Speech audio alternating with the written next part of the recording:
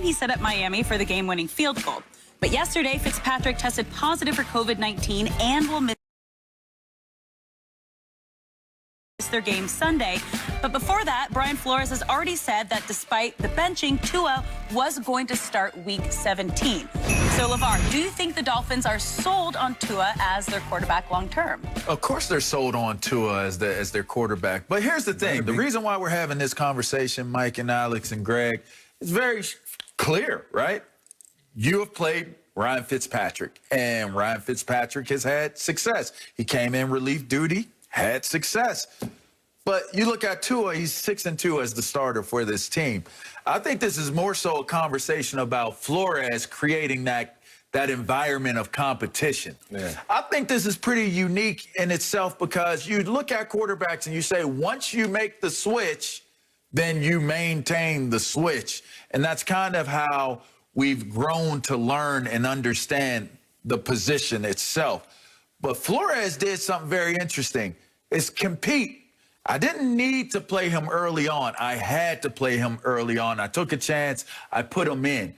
But he's convinced this team that they got to compete first. So when they take him out, it's not because you don't believe in Tua. It's because you want to win. Right. So our environment right now is purely we want to win.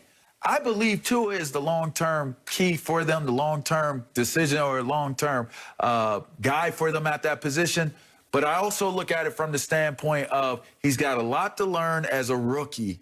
And then learning as a rookie, he's also being put in a position where, like our early conversation, and you get a first-round quarterback that doesn't necessarily buy into the fact that being a first-rounder means you still got to go out there and show and prove. He's keeping Tua honest, and he's keeping Tua hungry, as Greg mentioned earlier. As long as he stays hungry and motivated, he'll turn into that veteran, savvy quarterback before long. You know, I think, LeVar, you said it. I mean, 6-2 as a starter. And in this league, it's all about winning. And it hasn't been pretty for Tua. You know, you don't see deep passes down the yard. You don't see him breaking long runs. And it's in part to a lot of different things. He had an injury, you know, last year, significant injury that he had to come back from, and that's tough. The hip injuries are some of the worst injuries to bounce back from. He did it. In terms of, you know, no off-season strength and conditioning program, no off-season training, no OTAs. I said we're going to say this multiple times in the show, especially about young QBs. And, you know, a lot of those things can be overlooked. So when you have a guy like Ryan Fitzpatrick for Brian Flores and you can look to the sideline and say, I got me a relief pitcher right here that we can put in the game and salvage the game if need be, then I'm going to go to that guy, especially while Tua's a rookie. Now, come 2021, say this again, it won't be none of that. Trial and error for Tua. You put him out there, you let him work. You let him go through the growing pains. You let him grow up. You let him lose the tough ones, and you let him win the big ones. So he'll get the praise, you know, when he does well. He'll get the scrutiny when he doesn't. And that's a part of growing up. But as of right now, you know, I don't mind what they're doing with Fitzpatrick. It is Brian Flores' plan. It's his plan ultimately, and he wanted to make the playoffs. He wanted to show the organization. It's worked. Look, we can get it done however we want to do it. And once he get that right guy with that defense, lights out. Good luck. LeVar, you hit the nail on the head. Brian Flores is solely about winning, period. And whatever quarterback gives him the best opportunity to win, that's who he's going to go with.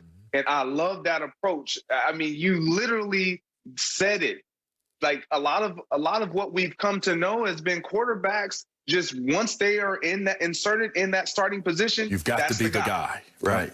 But that's not done with any other position on the football field.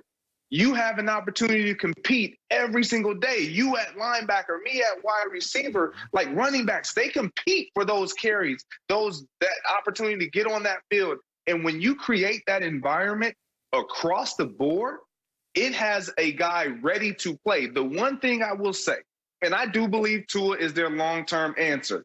Right now, I don't think he's ready. I just don't. It's visible when you look at how he plays the game. He plays the game at a pace to where you can't sustain that type of success. What I mean by that is he doesn't throw the ball down the field. There are no chunk plays when it comes to watching Tua Tagovailoa play this game.